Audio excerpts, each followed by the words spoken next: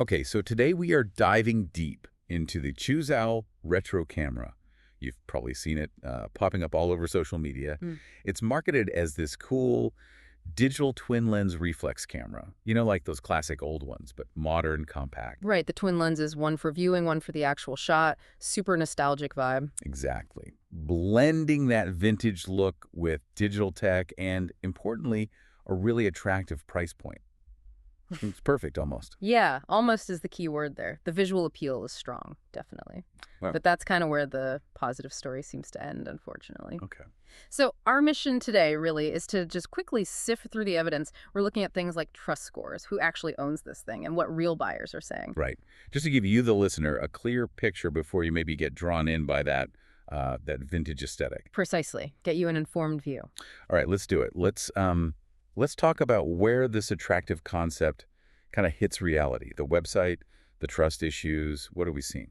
Well, the data tells a pretty clear story, and frankly, it's not a good one. You look at resources like Scam Advisor, ScamDoc. Yeah. They flagged Chuzhao.co with critically low trust scores. It's not just slightly low, it's really down there.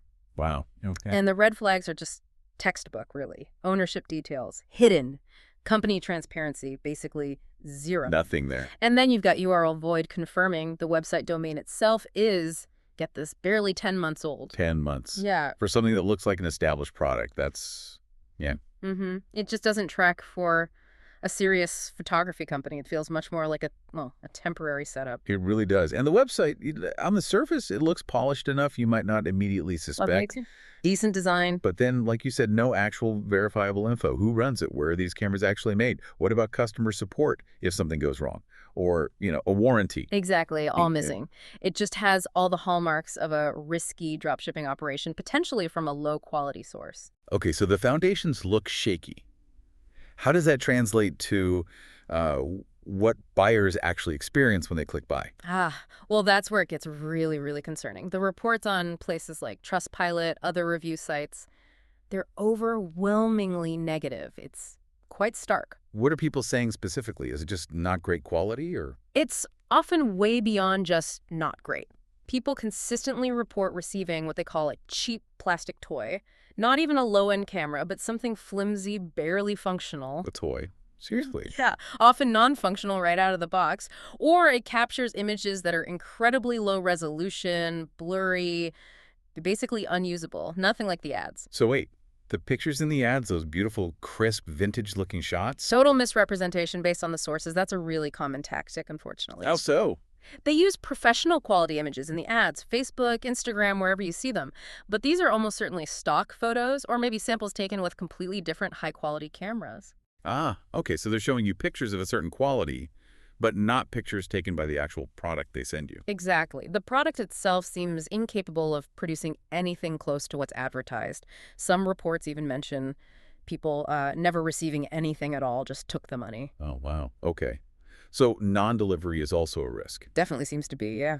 So putting it all together then, what's the bottom line? It looks cool, the price is tempting. But the combination of those rock-bottom trust scores, the hidden ownership, the, frankly, fake-looking advertising photos, and this flood of complaints about receiving, junk. Yeah. It just makes buying this thing extremely risky. The chances of getting a camera that performs like the ads seems vanishingly small based on the evidence. So for anyone listening who might still be thinking, well, maybe I'll get lucky, what's the practical advice? Look, if you still want to take that gamble, you absolutely have to manage your expectations. Manage them way, way down. Expect a novelty item at best. And protect your purchase. Definitely. Use a payment method with strong buyer protection. A credit card is often good, or PayPal, something where you can actually dispute the charge and potentially get your money back if you receive junk or nothing at all. Right. Don't use a debit card or something with less protection. Let's don't know. Okay.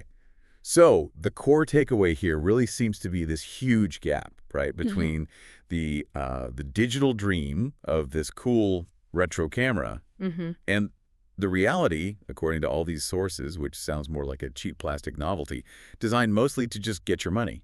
It certainly looks that way, and it raises a bigger point, I think. Yeah. For you, the listener. When you're drawn to a specific look, like this analog aesthetic, how much should that visual appeal, that nostalgia, make you skip the basic checks? Good question. Like, how much homework do we need to do on the seller, not just the product? Exactly. Always consider the source before you fall in love with the product photo. It could save you a lot of hassle. That's really solid advice. Hmm. So if the idea of a digital twin lens camera still appeals, maybe look elsewhere. Absolutely. There might be legitimate options out there from reputable brands and trusted retailers, just maybe not this particular one from Chuzhao.co. Got it. Well, thanks for breaking that down. Really useful stuff. Happy to help. And thanks to all of you for diving deep with us today.